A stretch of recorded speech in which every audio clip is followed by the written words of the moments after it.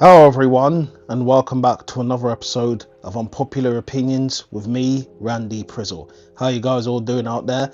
Everything good, shway, crispy, irie. If you're feeling this episode, or any of the previous episodes, or anything on the channel, you know what to do below. Anyways, let's get on to the Unpopular Opinions for this episode. I'm back with the tablet, so this tablet likes to do a certain thing and that's mad and all of that, but hopefully it starts to behave itself today. It wasn't the last time, and then that man had to be, doing the pause thing, and it caught me off the rhythm and that. So I need to be getting into the groove like the Madonna song. Get into the groove, girl, you got to prove your love to me. Yeah. Anyways, let's go. The best time to get into a relationship with someone is between March and June. Now, I do feel like the best time to get into relationships is any time. Does it really matter what period of the months you get into a relationship with people for? I think they're probably saying it because it's just warmer, you get more body heat on you, but that's probably more better during the winter time. When it's cold outside, you get to hug a chick, you get to put your arms around them, you're on the couch with them a lot more times. But maybe for some people, that's just like, nah man, you're too much in my space. You need to back off and give me a bit of breathing space because I don't want to be too near you all the time. But I generally feel like anytime you're around your person is an okay time to be dating someone or getting into a relationship. Listen, I haven't been in much relationships, so people say, well, what do you know about all of that? You can't really tell us what to do because you haven't really been in much.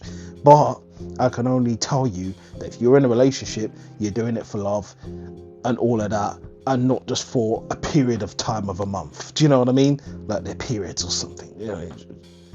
Let's move on. Next one. Phone designs peaked in the late 2000s. Now, for phone designs, you know what I mean? I feel that the designs obviously changed. Some of them probably got better. Some of them probably, let's say, haven't really moved on to next steps. In terms where they've just added more cameras and made it look fancier and go, yeah, that's fine now. Just add another camera there, and it's good. You just add another one there, and it's fine. And you just add another one there. It should look really nice. It doesn't really do anything. It's just the same old phone. So I just feel like for the purposes, obviously, touch screen phones, new technology in that, fair enough, fine, great. But I think when you've got past the point of touchscreen phones when they first came out, I think that's when it just went downhill. It all stayed the same. Nothing's really changed.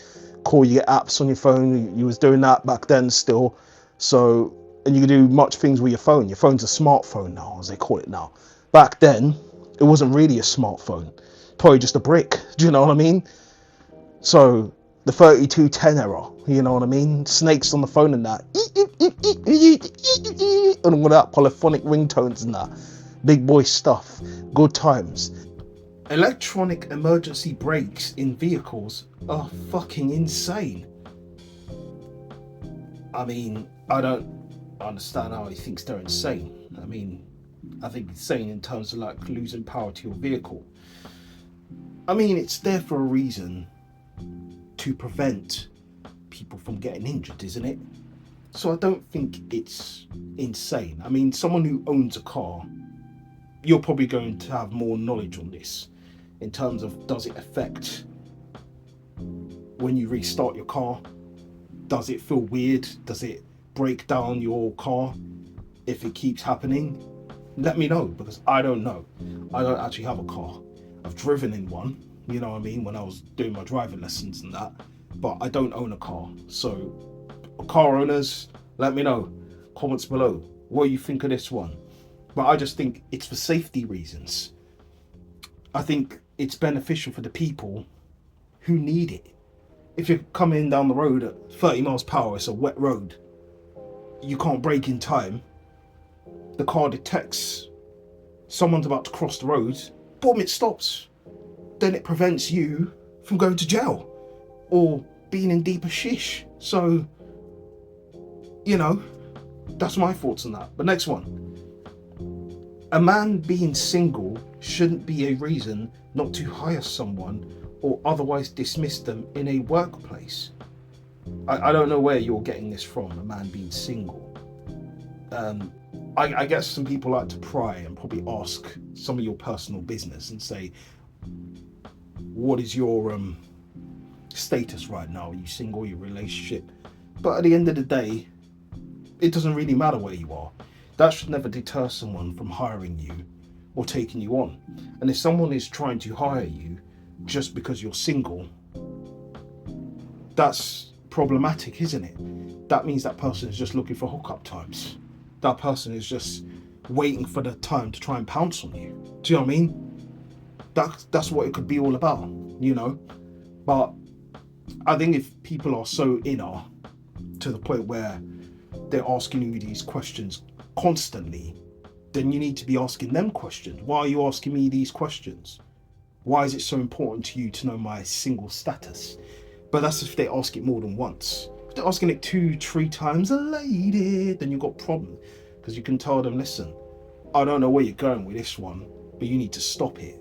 Because this right here is unprofessional. You know what I'm saying? If you're going to hire me for my skills. Don't hire me on my status. If I'm single, or I'm married, or I'm divorced, or whatever. Do you know what I mean? That should be between what I'm good at my job and if I have the qualifications for this specific role. So that's what it should be about. Now that's it for this episode of Unpopular Opinions. Big up yourselves, first time watchers, seasoned watchers. And you know what to do below if you're feeling this episode and all of that. Big up the tablet, you actually did your thing today. There it is, did his thing today. You know how to tap it a few times, but still, done the job. Still might stick to the phone still, because it behaves itself more. But anyways, there with that. Thank you guys. You know what I usually do when I finish? And I'll react and give my opinions later on. Let's go. Big up the Arsenal. Let's go. Come on, you Gunners. Oh.